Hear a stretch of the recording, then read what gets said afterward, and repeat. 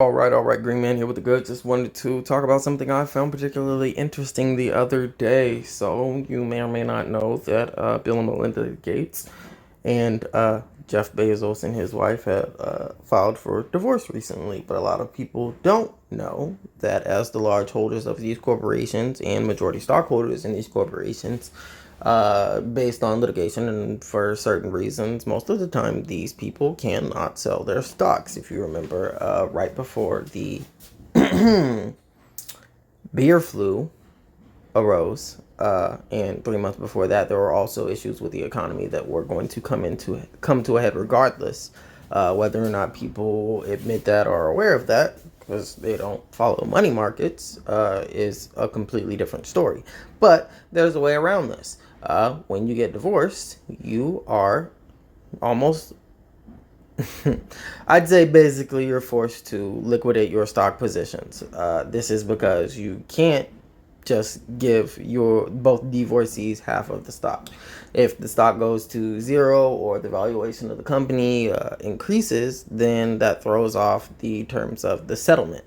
So it is much easier for litigators to advocate for both parties selling their stock and splitting the cash value. This allows them to get out before the market tanks.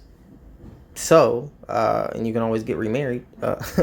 So these people who are in positions of power can use the law, which they always do, especially if you're intelligent enough to use the money you have to find people who deal in that.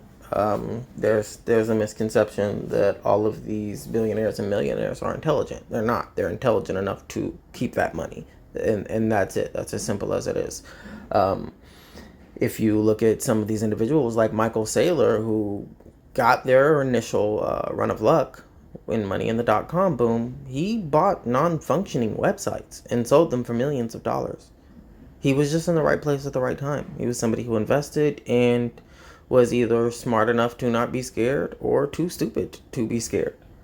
Scared off by the fear, uncertainty, and doubt that was propagated by media corporations and banks because, unbeknownst to some people, hopefully they've heard it parroted in the last decade or so that the media corporations in America, and this is the same way in a lot of other countries, are owned by a very few people, by about five corporations, a handful. So that is very close to what I would constitute as a monopoly.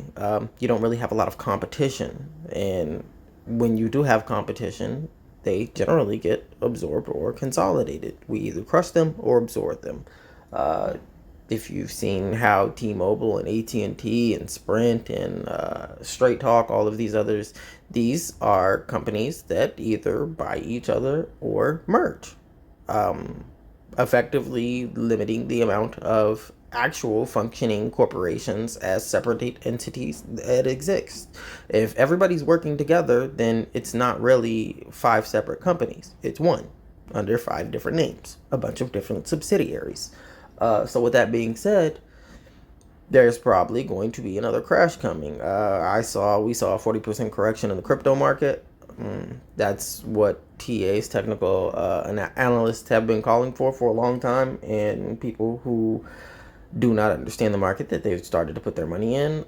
Maybe they got scared, maybe they sold, maybe they lost a lot of money because they sold when the market was down. If you know what you're doing or you understand these markets, I myself, I put more money in. That was a sale to me. This is a clearance sale. This is Black Friday in the crypto markets for me.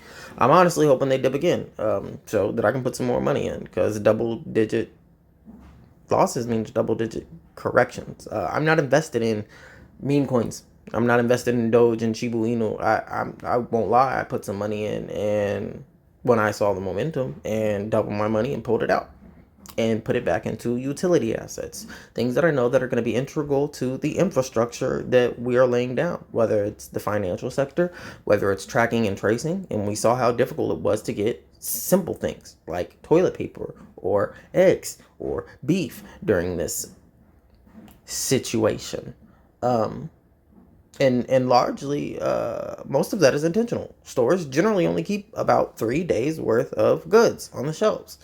People who've never worked at these stores may not know that. People who aren't interested in, I would say, business, entrepreneurship, or, I don't know, not starving to death. Yeah, they don't know these things. People who don't, really like sci-fi genres and zombie movies, well, they wouldn't know these things. But anybody who's interested in, survival or very, very niche entertainment, yeah, they know these things. It's kind of funny if you see zombie movies. Generally, people go to churches, police stations, and schools, and or in hospitals, and that's why they die. They go to zones where people are more likely to be concentrated. These are hotspots. These are infection zones, and ironically enough, the U.S. military has plans for if a zombie outbreak occurs. So, if the U.S. military has a plan for something that is supposed to be very unlikely, I think you should have a plan as well. And let me forewarn you, if that does occur, just like some of the protocols with earthquakes on California fault lines, they do not intend to save you. They intend to cut their losses. They intend to save who they have calculated that would be easiest to save. And we can assume that these aren't going to be poor or minority individuals. You could argue they would be much more difficult to move. They might have lacking immune systems or compromised physical integrity, probably from the poor foods that they generally eat, based off of how we you know set things up. But regardless, I just want people to be aware. Yeah, there's probably going to be another dip in the crypto market. There's probably going to be another dip in the stock market. They keep kicking this can down the road rather than solving these problems. Every country in the world is in debt.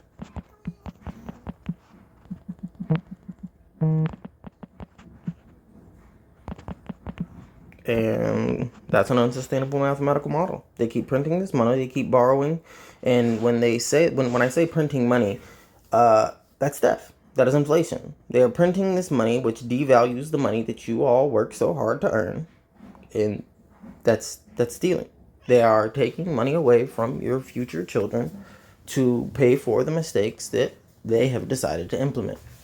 They are the ones who decided to use the chemical formulas that resulted in our roads that generally end up with more potholes every year that they have to continue to fill. They're the ones that have decided to use poor infrastructure. They're the ones who decided not to update infrastructure until now, until it suits their political agenda, until it makes them look like the good guy. They would much rather spend money on war. And with all of these countries in debt, you we can't go ask Mars for a loan. That's not how it works. We have more debt in every country than GDP is producing. So what happens? If you ask the IMF or some of these other groups, the Bilderberg, well, they are going to leverage human capital. They are going to take your wealth. They're going to do what they have continued to do for years and years. They are going to increase the concentration of wealth of those who are wealthy, and they're going to take it away from those who are poor. They're going to say, well, we are going to give you opportunities to work. The fact that we are fighting for a minimum wage of $15 an hour and not a living wage of $25 an hour just goes to show you that these people do not have your best intentions at heart. They can say that they love you. They can say that they want to help you. They can say that they're going to do these things, but their actions, they're completely different. This is the Hegelian dialect. This is cooperation. This is people who pretend that they are fighting so that they can get away with whatever they want.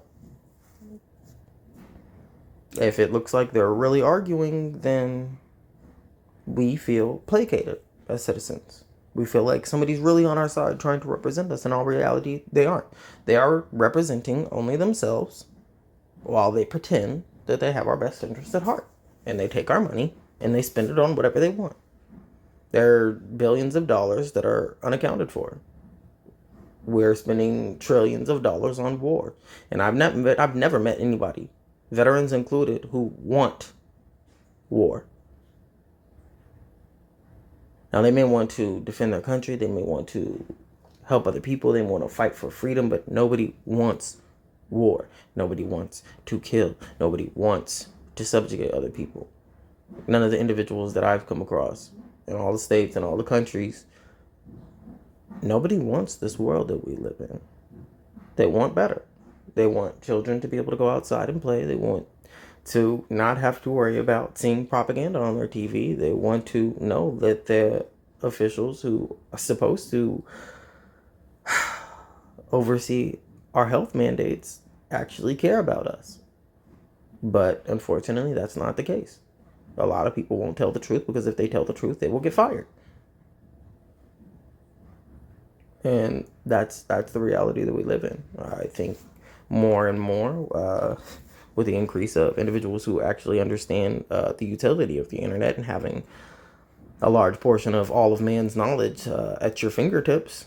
They can see these people and what they've done. They can look up the 1980s crime bill, which jailed more black people than ever before. So when Biden comes out here and says, "You're not black if you don't vote for me," they should be aghast. They should be offended. They should know that this is somebody who has the audacity to spit in your drink and then tell you that you aren't grateful that they just handed you a cup full of spit on the rocks.